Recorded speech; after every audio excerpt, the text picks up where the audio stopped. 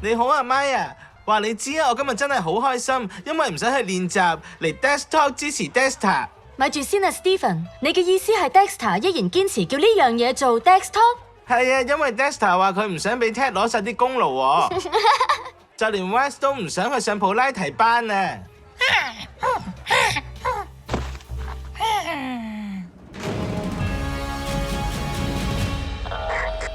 我今日嚟唔到啊！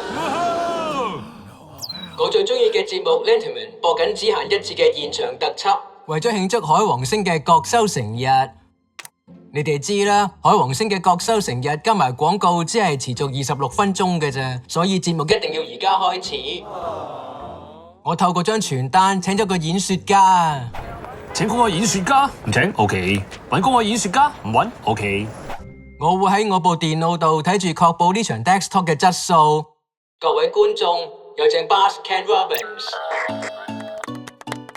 多謝，好多謝你哋嘅熱情歡迎啊！好高興可以用代理主持人嘅身份主持今日呢一個名為 Desk Talk 何謂加州地區中心嘅演說活動。係 Desk Talk 啊！係咁，加州地區中心係咩嚟嘅呢？喺1969年，立法機關通過咗 Letterman 法案，並且由州長列根簽署，令到加州成為全國唯一州份，為患有 IDD 即係智力或發展障礙嘅人提供全面嘅終身權利服務。哇！呢個法案用咗 Dexter 最中意嘅節目嚟改名啊！唔係 Letterman 百科入面有詳細講解。其實呢個法案係受到真嘅加州議員 Frank D. Letterman 啟發，佢喺1951年至78年任職州長。法案係由一班父母提出，因為佢哋希望傷殘嘅子女可以喺社區生活同埋成長。而個電視節目就係受到真正嘅人民英雄 Letterman 所啟發嘅。係啊，點都好啦。喺試點階段，開設咗2間中心，為559人提供服務。喺2024年就有21個獨立嘅地區中心服務，超過40萬個加州人，當中包括患有自閉症、腦麻痹、腦閒同智力障礙等等嘅人。係咁，點解會係21間呢？咁係因為 Letterman 法案係為回應社區需要而設，而唔係要設立一個州政府管理嘅系統。加州面積非常大，而且當中嘅人口多元化，所以將系統分成21個中心，咁就可以將服務本地化啦。Maya 會繼續講解，因為廣告啱啱完咗。咩話？我係咁OK。每個中心都了解當地社區，用當地人嘅母語，再考慮埋經濟背景，度身訂造最適合嘅服務。佢哋亦都知道可以用邊啲供應商同埋相關資訊去服務社區。係嘅，冇錯，講得好啊，算幾好啦。咁我繼續講咯喎。60幾年前嗰個小型試點計劃變得成熟，亦都改變咗好多。而家地區中心服務嘅人群，每100個加州人就會有1個。同時，因為我哋個州佔咗全國總面積比率好高啊，所以係每1000個美國人就有1個。加州地區中心每年嘅預算就接近150億美元。佢想你哋而家大力鼓掌。多謝你哋。今日有好多人嚟到呢度，係因為自己或者家庭成員有智力或者發展障礙，同埋知道地區中心系統可以提供不可撤銷、權利或者永久嘅計劃。喺服務地區仲有無數嘅支援，同會採取 PCD 嘅專業服務人士，同時唔會為家庭帶嚟沉重負擔。佢嘅意思其實係，只要一個加州居民被確定有智力或者發展障礙，而又符合資格獲得服務嘅話，咁佢就會得到終身支援。呢種支援係專門為指定人士而設計，所以呢個方法叫做以人為本思維，或者係 PCT。PCT 視每個人為一個獨立個體，而唔係作出診斷或者用視為群體嘅相同方式對待。我發現咁做好有價值，我得到嘅支援包括明白咗。有時我講嘅嘢未必每個人都理解到係咩意思，我同專業人士練習過好多次，學識聆聽同理解社交信號，再作出適當嘅回應。而家交翻俾我喺街邊遇到派傳單嗰個人啊！唔該晒 Dexter， 你咁樣介紹我，一定唔會有人誤解啦。啊哈！我聽得出你呢句係諷刺我啊！見啦，我嘅支援真係有用噶。好啦，而家講翻正題先啦。等我舉多個例子。觀眾當中有我嘅朋友，佢哋係獨立個體，有自己嘅目標，想喺社區工作同生活，仲有參與運動同埋藝術等等嘅活動，就同大家諗嘅一樣。呢啲獨立個體會同規劃團隊合作，建立一份 IPP 或者叫做個人方案計劃，而地區中心就會根據呢啲計劃提供指定嘅服務。佢哋會協助就業服務、資助工作指導，令獨立生活變得更加容易。仲有行為支援等等嘅專業治療。其他服務可能包括日間服務、交通接送、識別適當嘅生活環境，同埋協助發掘社區當中嘅社交機會，全部根據個人嘅需要同埋偏好而定嘅。呢點佢就講得啱啦。但係你仲未清楚定義沉重負擔、服務地區、不可撤銷、權利或者永久呢啲詞彙。我啱準備講啦，睇睇等陣先啊。哦，我知啊，服務地區即係你住嘅地區同提供服務嘅地區中心，永久同不可撤銷，即係只要你符合使用地區中心服務嘅資格，就永遠唔會被剝奪，係持續一世嘅資格啊，並唔係只會維持一段時間。至於權利就即係呢個計劃係透過由加州政府資助，由旗下嘅非牟利機構提供，而且仲保證會提供俾你嘅。另外就係地區中心有責任滿足每個獨立人士喺 IPP 入面一切已經確立嘅需要，而冇沉重經濟負擔嘅意思就係幾乎所有由地區中心提供嘅服務都唔使你支付任何費用。同埋記住最重要嘅係，冇人會逼你做任何嘢，一切提供俾你而又符合你個人所需同所想嘅嘢，你都有權使用，但係選擇權永遠喺你手上。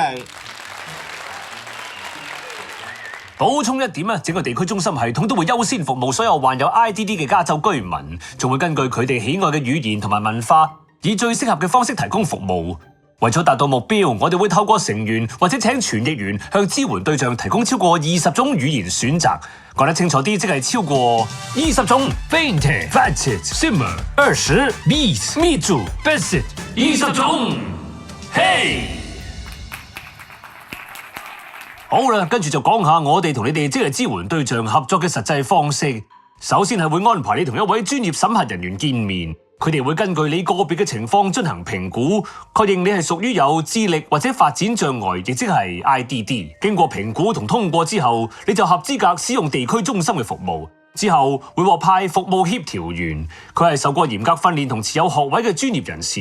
你哋會單獨見面，同你嘅家人或者你嘅支援圈中你揀嘅人見面。地點可以係喺你屋企、喺地區中心辦公室，或者你覺得自在嘅地方。而 IPP 即係個人方案計劃。係嘅，唔該。IPP 係按個人偏好嘅未來而寫成，即係佢哋想做嘅事，視乎自己嘅強項、能力、喜好、生活方式同埋文化背景，然後就會提供服務同埋支援，幫佢哋順利達成目標。呢一份係書面行動計劃，包括咗我哋今日喺度講過嘅內容。法律規定，支援對象最少每3年就要進行一次 IPP 面談，而且每年都會更新。IPP 係個人同地區中心之間嘅合約。用我都未必睇得明嘅方式寫成。IPP 之所以係合約，因為雙方都要簽名，證明雙方同意提供同接受服務。入面解釋我哋有嘅權利，例如有權對我哋唔同意嘅內容提出上訴，有需要嘅話有權使用交通接送計劃，同埋解釋就算有人表達疑慮都唔可以受到任何歧視。佢一直都敢於表達自己嘅疑慮。我一直都敢於表達自己嘅疑慮。當你完成全份 IPP 之後，服務協調員就會同你安排支援同埋討論，安排定期同你見面，確保一切進展順利，你亦都朝住目標前進。咁當然，你有權喺面談前後任何時間聯絡協調員，更改你嘅目標，要求額外或者唔同嘅支援同埋表達疑慮。你唔使驚主動聯絡同提出問題會煩到人嘅。Maya， 我諗而家呢個時候唔會出現問答環節，呢個講座其實係單向嘅。咩話？你好似啱啱先叫佢哋唔使驚提出問題啫喎。對唔住啊，Maya，你嘅問題係我諗你仲未解釋晒隨住支援對象年紀增長而改變嘅服務啊。例如係我2歲嗰陣已經加入，而 Dexter 就係成年之後先加入。而我就7歲嗰陣先開始嘅。係嘅，呢點我啱啱準備講㗎啦。嚟啦，Bass，搵快啲啦。每個人都唔同，只要確認到自己嘅智力或者發展障礙係喺18歲之前開始，咁你就可以喺人生任何時候加入地區中心系統。好明顯嘅就係一個3歲、一個7歲、一個16歲一個成年人，甚至係一個40 10歲嘅老人家，佢哋嘅需要同服務老人家都好唔同。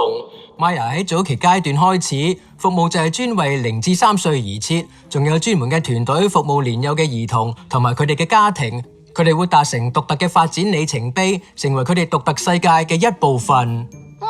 佢講得非常美好啊！係啊，佢好有內涵啊！喺佢哋3歲之前會重新評估，要確定佢哋仍然喺至少3個主要嘅生活活動範疇之中延遲發展。如果係嘅話，咁佢哋就合資格永久使用服務。係咁，地區中心同學校之後就有責任確保小朋友順利過渡到教育系統，因為佢哋知道小朋友得到好好嘅提早開始機會。希望你哋識欣賞我啲分析經嘅言辭啦。好啦。所有合資格嘅小朋友而家都有地區中心同學校提供服務，所以係時候繼續收睇 Lenterman。走先啦。OK， 好啦，我哋繼續。地區中心喺呢個時候提供嘅服務，例如有日間託管、家庭休息服務、社交康樂同埋露營。隨住小朋友長大升讀高中，我諗大家都記得，當踏入青春期之後，需要面對幾大嘅挑戰㗎啦。你啲音樂扭細聲啲啊！所以當步入青年階段，地區中心就會提供專門嘅過渡服務俾支援對象，設定未來目標嘅支援同協助，例如係繼續接受高等教育啊、求職同埋決定居住安排。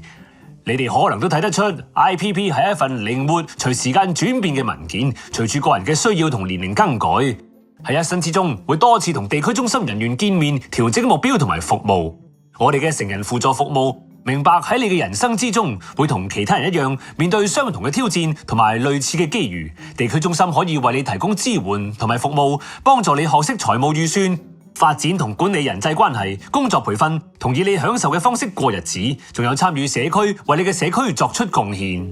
但係我識得有啲朋友係做唔到你啱啱同我哋介紹嘅所有嘢㗎。我明白佢嘅意思啊！我都識得有啲朋友受佢哋嘅殘疾影響做唔到㗎。Gus，呢題就等我答啦，你要有一定技巧先識得答嘅。我哋當中有啲人比較有能力去做Buzz所講嘅嘢，但係有啲就唔得，可能佢哋係行唔到路、講唔到嘢，或者冇辦法自己食嘢。地區中心會提供以人為本嘅服務，根據獨特嘅需要提供支援。日間服務提供可以為好多人帶嚟歡樂嘅體驗，專業嘅醫療服務有助確保你生活得舒適同安全，而全面嘅危機管理同休息服務，等你同你嘅家人喺合適嘅時候得到緊急嘅關注或者休息。另外就係地區中心會提供寄養祖父母同長者陪伴計劃，無論你係咩年齡或者你嘅挑戰有幾困難，都會為你提供溫暖同關懷。係嘅，但係如果佢哋嘅父母或者屋企人冇辦法就幫到手，又或者當佢哋唔再，我意思係唔再喺度呢？ Hello， 咁多位，唔好意思我遲咗啊，但係或者我嚟得啱啱好啊。Danny， 你好啊 Dexter， 作為服務協調員，我可唔可以幫手解答啊？當然可以啦。地區中心嘅團隊絕對明白分別嚟自家庭同我哋支援對象嘅呢個憂慮。想知我哋愛嘅人唔再喺度會點，係人生嘅一部分。